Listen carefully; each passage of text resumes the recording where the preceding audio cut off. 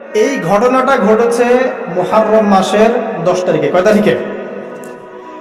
এই হচ্ছে সেই ঘটনা যার স্মরণে আমরা মুহররম মাসের 10 তারিখে সওম রাখি। কথা কি বুঝতে পারছেন? এটাই সেই ঘটনা, যেই ঘটনার ফলশ্রুতিতে এটাকে স্মরণীয় করে রাখতে আল্লাহ পাক কিয়ামত পর্যন্ত এই আশুরার সওমটাকে রেখে দিয়েছে। এটা ইহুদিরাও রেখেছে, ইসলাম আসার পূর্বে, মানে নবী সাল্লাল্লাহু আলাইহি ওয়াসাল্লামের শরীয়ত আসার পূর্বেও আগের জাতিরাও এটাকে রেখেছিল। নবী সাল্লাল্লাহু আলাইহি ওয়াসাল্লাম এই সওমটাকে রেখেছেন, মুহররম মাসের এই 10 তারিখের সওমটা, এবং তিনি বলেছেন যে আমি আশা করি এই সওম রাখার ফলে 1 বছরের গুনাহ আল্লাহ পাক মাফ করবে।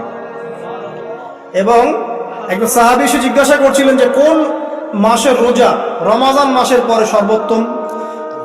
নবী সাল্লাল্লাহু আলাইহি ওয়াসাল্লাম বলছেন রমাজান মাসের পর সর্বোত্তম সওম হচ্ছে মুহররম মাসের সওম। 3-4টা বিষয় নবী সাল্লাল্লাহু আলাইহি ওয়াসাল্লাম কখনো ছাড়তেন না। ফজরের আগে 2 রাকাত সুন্নাত, মাসের 3 দিন রোজা রাখা, আইয়ামে বীজের, তারপরে আপনার আরাফার সওম, এবং এই যে মুহররম মাসের সওম। এই সওমগুলো নবী সাল্লাল্লাহু আলাইহি ওয়াসাল্লাম কখনো ছাড়তেন না। আরও এসেছে একটা বর্ণনা, আমি এটা পেয়েছি ফয়জুল কালামের মধ্যে, যে আশুরার সওম রাখার পাশাপাশি ওই দিন যদি আপনি পরিবার বর্গের উপর খরচ করেন, ইনশাআল্লাহ আপনাকে সারা বছর আল্লাহর পক্ষ থেকে রিজিকের প্রশস্ততা দেওয়া হবে ইনশাআল্লাহ। তো পরিবার বর্গের প্রতি আপনি খরচ করতে পারেন। এখন এই যে ঘটনা দেখেন, এই ঘটনার মূল পিছনে গল্প কি? জালেমের ধ্বংস, মাজলুমের মুক্তি, তাই তো? জালেমের ধ্বংস, মাজলুমের মুক্তি, এটাকে স্মরণীয় করে রাখার জন্য আল্লাহ রাব্বুল আলামিন এই আশুরার সওমটাকে রেখেছেন।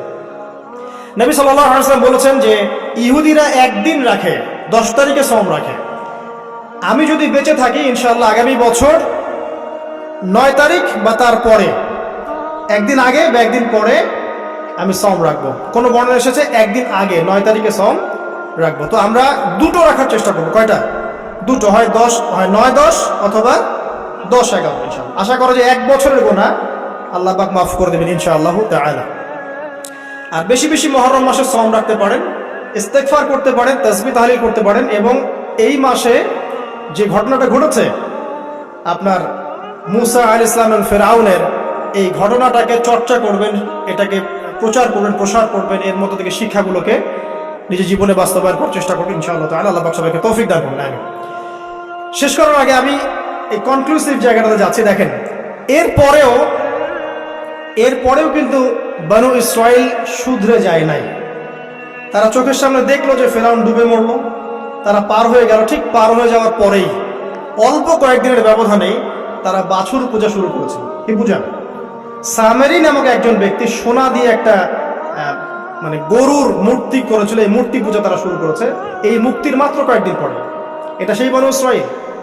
তারপরে যখন মুসা আলাইহিস সালাম তাদেরকে রেখে গিয়েছেন তুর পাহাড়ে আল্লাহর সাথে একান্ত সাক্ষাতের জন্য, কথাবার্তা বলার জন্য, তাওরাত আনার জন্য, এই 40 দিনের ব্যবধানে তারা আবার শিরক করা শুরু করেছে। মুসা আলাইহিস সালাম সেই তাওরাত এনে দেখেছেন যে তারা পথভ্রষ্ট হয়ে গেছে, এবং তিনি রাগে তাওরাত ছুঁড়ে মেরেছিলেন, এটাও কোরআনে আছে। এবং তার ভাই হারুন তার চুল এবং দাড়ি তিনি চেপে ধরেছিলেন, তোমাকে রেখে গেলাম, তুমি কি করলা? তখন হারুন আলাইহিস সালাম বলেছিলেন যে আমি আমার নিজের নফসের ভয় করছিলাম যে তারা আমাকে হত্যা করে ফেলতে পারে, অথবা বনু ইসরাইলের মধ্যে বিভক্তি সৃষ্টি হতে পারে, এই জন্য আমি কিছু বলতে পারি, আমি মাজলুম ছিলাম। এই অল্প কয়েকদিনের মধ্যেই তারা শিরক করলো, তারা বাছুর পূজা করলো। আল্লাহ পাক তাদেরকে বললেন তোমরা আমালিকা সম্প্রদায়ের বিরুদ্ধে যুদ্ধ করো। তারা প্যালেস্টাইনে থাকতো, আমালিকা সম্প্রদায় প্রচন্ড শক্তিশালী। তখন এই বনু ইসরাইল বলেছিল, হে মুসা, ইযহাব আনতা ফাযহাব আনতা ওয়া রাব্বুকা ফাকাতিলা, হে মুসা তুমি যাও আর তোমার রব যাও, গিয়ে যুদ্ধ করো। ওয়া ইন্না হাহুনা কাঈদুন, আমরা এখানে বসে থাকি। কে বলেছে এটা? এই বনু ইসরাইল, যাদেরকে আল্লাহ পাক এত বড় বিপদ থেকে মুক্তি দিয়েছেন। তারপরে তাদেরকে মান্না এবং সালোয়া খাওয়ার পাঠানো হচ্ছে, এই খাওয়ার পর্যন্ত তাদের ভালো লাগছে না। তারা বলছে, হে মুসা আল্লাহকে বলো আল্লাহর জন্য আমাদেরকে যে পেঁয়াজ, রসুন, ডাল, মসুর এগুলো উৎপন্ন করার তৌফিক। চিন্তা করতে পারেন? এরপরে তারা আবার বললো একদল মানুষ বনু ইসরাইলের, আল্লাহকে সামনে এনে হাজির করে দাও, না হলে বিশ্বাস করবো না।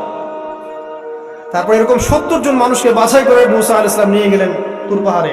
আল্লাহ পাক ওদেরকে মৃত্যু দিয়েছেন, আবার জীবিত করেছেন। মানে এরপরে তারা এত বেশি সীমা লঙ্ঘন করা শুরু করলো যে তারপর তারা আবার অধঃপতনের অতল তলে চলে গেল।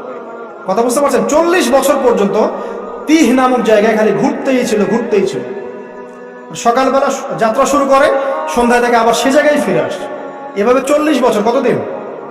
40 বছর। তারপর মুসা আলাইহিস সালাম ইন্তেকাল করলেন, এবং মুসা আলাইহিস সালামের কবর আমাদের নবী সাল্লাল্লাহু আলাইহি সাল্লাম দেখিয়ে দিয়েছেন যে ওই যে লাল ডিবি দেখা যায়, ওই লাল ডিবির উপরে মুসা আলাইহিস সালামের কবর আছে। মুসা আলাইহিস সালামের পরে ওই যে অমীমাংসিত যুদ্ধ আমালিকা সম্প্রদায়ের সাথে, এটার বাস্তবায়ন করেছেন পরবর্তীতে ইউশা বিন নুন নামে একজন নবী। কি নাম? ইউশা বিন নুন। তার নেতৃত্বে তালুত নামক সেনাপতি এই যুদ্ধের নেতৃত্ব দেন, এবং ওদের দলের মধ্যে ছিল বড় যোদ্ধা, তার নাম জালুত। এটা সূরা বাকারার মধ্যে পাবেন। আর এই তালুতের আন্ডারে ছিল দাউদ আলাইহিস সালাম, যিনি তীর নিক্ষেপ করেছিলেন আর জালুতের চোখে গিয়ে লেগেছে। কথা বুঝতে পারছেন? এই যুদ্ধে ইউশা বিন নুনের নেতৃত্বে এই যুদ্ধে বনু ইসরাইল জয়লাভ করে ওই ফিলিস্তিন দখল করে এবং ফিলিস্তিনের প্রবেশাধিকার পায়। তারা ওই বাইতুল মাকদাস সহ পুরো হোলি ল্যান্ড, যেটাকে বলে পবিত্র ভূমি, তারা সেখানকার অধিবাসী হওয়া শুরু করে। আল্লাহ পাক তাদেরকে সেই জায়গা দান করেন, এবং আল্লাহ পাক শর্ত দান করেন, তোমরা যদি সৎ থাকো এই জায়গা তোমাদের আন্ডারে থাকবে, কিন্তু অসৎ হও, সীমা লঙ্ঘন করো, আবার আগের মতো এখান থেকে তোমাদেরকে বের করে দেওয়া হবে। তারা কিছুকাল সৎ ছিল, তারপর তারা দুইবার সীমা লঙ্ঘন করেছে। কয়বার? 2 বার। এই 2 বার সীমা লঙ্ঘন করার কথা সূরা বনী ইসরাঈলের মধ্যে আছে। ওয়ালা তা'আলুনা উলুওয়ান কাবীরা লা তুফসিদুনা ফিল আরদি মাররাতাইন, দেখবেন পড়ে। একবার যখন সীমা লঙ্ঘন করলো, তখন রোমানদের দ্বারা এরা মার খেয়েছে। রোমানরা এসে এদেরকে পিটিয়ে সেখান থেকে বের করে দিয়েছে। তারপরে আবার যখন সীমা লঙ্ঘন করলো, তখন নেবুজাদনেজার নামক একজন রাজা, সে গিয়ে আবার ওদেরকে বের করে দিয়েছে। বের করে ওদেরকে দাসত্বের শৃঙ্খলা আবদ্ধ করে ব্যাবিলনের কাছে নিয়ে এসেছে। এই জায়গাটা একটু ভালো করে বোঝেন। 2 বার সীমা লঙ্ঘন করেছে, আমি শেষ করছি। 2 বার সীমা লঙ্ঘন করেছে। একবার রোমানরা তাদেরকে শায়েস্তা করেছে, আর একবার নেবুজাদনেজার তারা শায়েস্তা করেছে।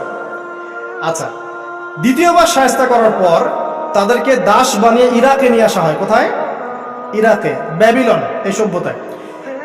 এবার বনু ইসরাঈল আবার সেই দাসত্বে আসলো। যেই মিশরের দাসত্ব থেকে আল্লাহ আবার মুক্তি দিয়ে এখানে নিয়ে গেলেন, আবার সেই বনু ইসরাঈল দাসত্বের শৃঙ্খলা আবদ্ধ হলো। কথা কি বুঝতে পারছেন? অনেক লম্বা হিস্ট্রি।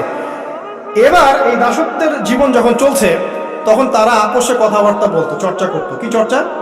যে আমাদের তাওরাতে কিন্তু লেখা আছে একটা কথা। কি কথা লেখা আছে? যে একজন মসিহ আসবে আমাদের। কি আসবে? মসিহ। যখন সেই মসিহ আসবে, ত্রাণকর্তা, তখন আমরা আবার বিশ্বের রুলিং স্টেট হবো, আবার সেই জায়গা দখল করবো। এটা কোথায় লেখা আছে? তাওরাতে কিন্তু এখনো আছে, ঠিক না? এবং আজকে সকালে আমি এগুলো বলছি, টাটকা কথা বলছি। তাওরাতে আমি নিজে দেখেছি, এখন এই কথা আছে যে আমাদের একজন ত্রাণকর্তা আসবে, যিনি আসলে কিন্তু আমরা আবার বিশ্বের শাসনভার ফিরে পাবো। এটা কখন তারা আলোচনা করছে? যখন তারা এখানে দাস। এরপর আল্লাহ পাক সেই ত্রাণকর্তাকে পাঠালেন। তার নাম কি? ঈসা ইবনে মারইয়াম। মাশাআল্লাহ, ঈসা ইবনে মারইয়াম ছিলেন সেই মাসিহ। কিন্তু এরা সেই মাসিহকে চিনতে ভুল করলো, ব্যর্থ হলো, বরং তারাই আবার ঈসা আলাইহিস সালামকে হত্যা করার চেষ্টা করলো। আল্লাহ পাক বলছেন, ওয়া মা কাতালুহু ওয়া মা সালাবুহু, তারা ঈসা ইবনে মারইয়ামকে হত্যাও করে নাই, ক্রুশবিদ্ধ করতে পারে না। বাল রাফাআহু আল্লাহু ইলাইহি, বরং আল্লাহ পাক তাকে তার কাছে উঠিয়ে নিয়েছেন।